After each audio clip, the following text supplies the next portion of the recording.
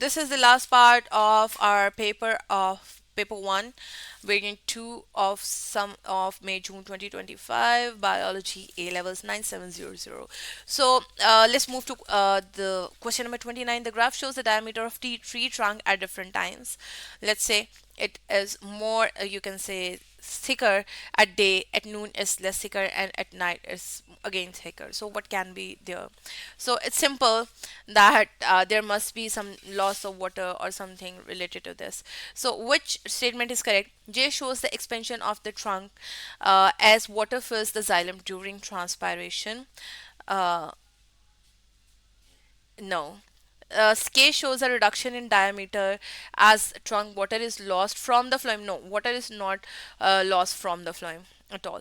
K shows a reduction in diameter due to water held in tension in the xylem. Yes, that can be the reason in which there is a transpiration stream through which the water can be moved up.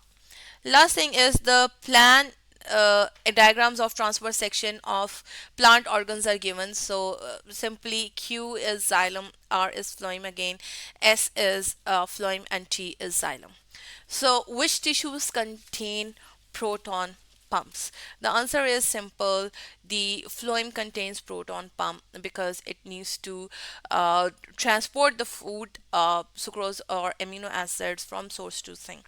So that would be this one. And it definitely uses energy. That's why companion cells are present.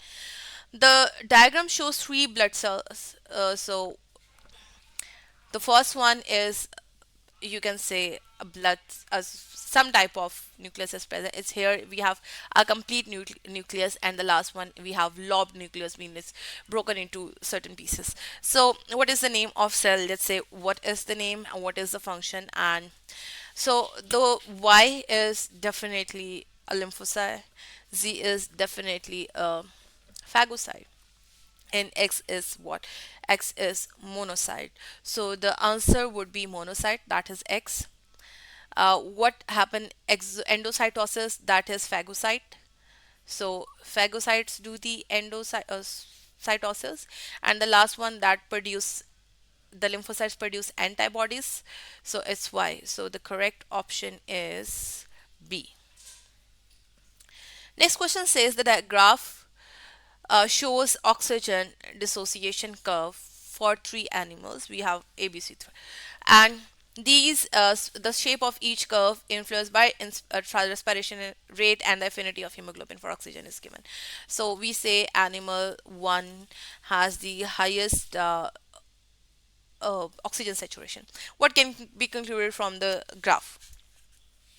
Number one, sorry, number A, animal 1 has hemoglobin adapted to have higher affinity for oxygen than animal 2. Yes, it can be correct. Number 2, animal 3 has a hemoglobin. No, 3 has the least one. Animal 3 has a hemoglobin. No, it doesn't. Animal 1 has a hemoglobin adapted to maintain a higher respiration rate. No. Here we are talking about saturation, mean the oxygen should bind with the hemoglobin. So the only correct option is A. Which statement about the mammalian heart are correct? So the right atrium and the right ventricle contain deoxygenated blood going to lungs. Yes, it is correct. Number two, the left atrium and left ventricle uh, contain oxygenated blood going to pulmonary circulation. No, they are not going for pulmonary circulation. They are already coming from the pulmonary circulation. The left ventricle has a thicker wall at than the right ventricle. Yes, because it needs to pump blood with greater pressure. The pressure of the blood in the aorta is less. No, it has the highest blood pressure. So the only correct option is 1 and 3. How is most carbon dioxide transported in blood? Carbon dioxide binds with hemoglobin and form. What does it form? It would form carbonic acid or carbimino hemoglobin. So the, or a D, or hydrogen carbonate ion. So what will happen when carbon dioxide, it actually binds oh, in the blood?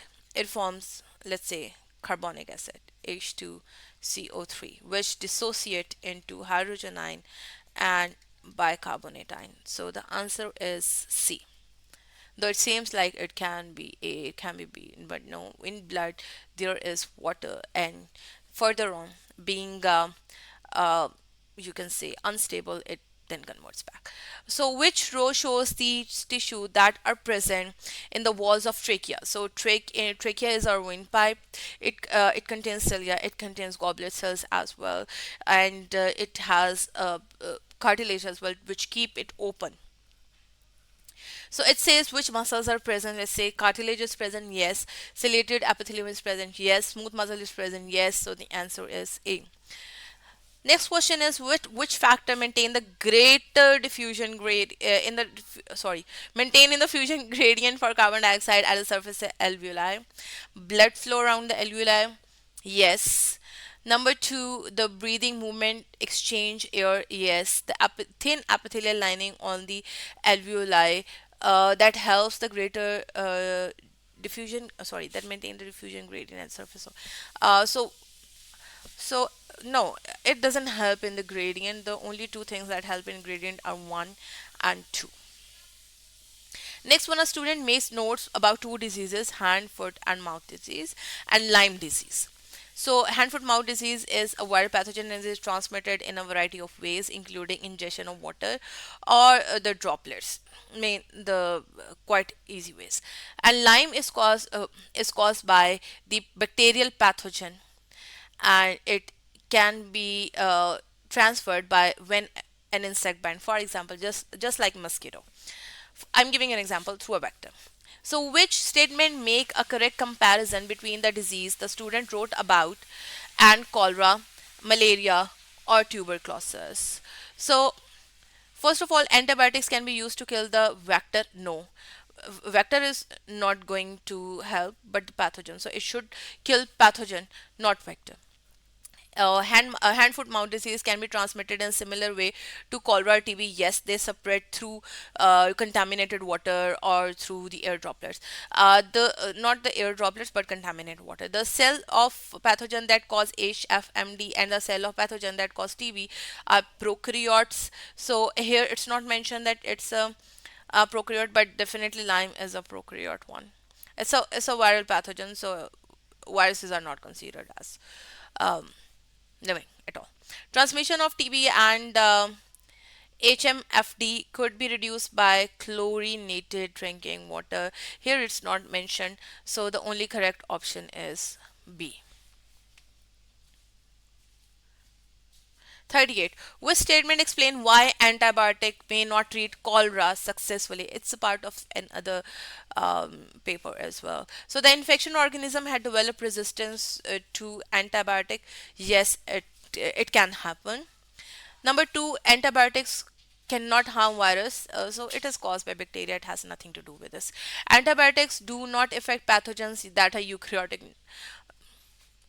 It is not going to relate with this one. So the only correct option is one, that the ability to withstand that disease or resist that disease increases. Number second last one is the statement describe the phagocytosis of bacterium by a macrophage. Okay, let's put that in correct order. So first of all, the receptors on the cell membrane of macrophage bind to the bacterium. Then macrophage engulfs the bacterium. Sorry, this is number one, and this is number two. Then lysosome fuses with the vacuole. Then digestive enzymes from those lysosomes break down the, and the last one is the macrophage display the bacterial antigen on its surface. So the answer is C. Last one. Two people, G and H, were given the injection to protect against a particular pathogen. One is injected with antibodies, so this would be named as definitely what? A passive immunity, or let's say, let's write it, passive immunity, while the other person was injected with a vaccine, which is active immunity. So there are two type of immunity. Now what is happening in this, the graph shows the concentration of antibody against a pathogen in the blood of the two people, G and H, during the period of 20 days after their injection. Let's say antibodies. So if first of all the antibodies are given in the start, so in the start the increases more. So this G is given with antibodies. And this H that is produced by the body, so your body will take some time to recognize that specific antigen and then produce antibodies against it. So this H1 is the sorry, this one is passive and this one is active. So let's go to the option which describes the correct order. Okay, so G is the passive immunity. We are taking antibodies from other one, that is the artificial. So it's artificial passive immunity, while this one is artificial active immunity because it is not encountered by a real bacterium or a real pathogen, but an inactive form of pathogen is injected through vaccination. So it is artificial active immunity. So the answer is B. So this is all for this video. We are done with our paper. So in the other videos, you will find other papers as well. See you in the next video. If you have a question, you can ask. Subscribe to the channel, please. And thank you very much.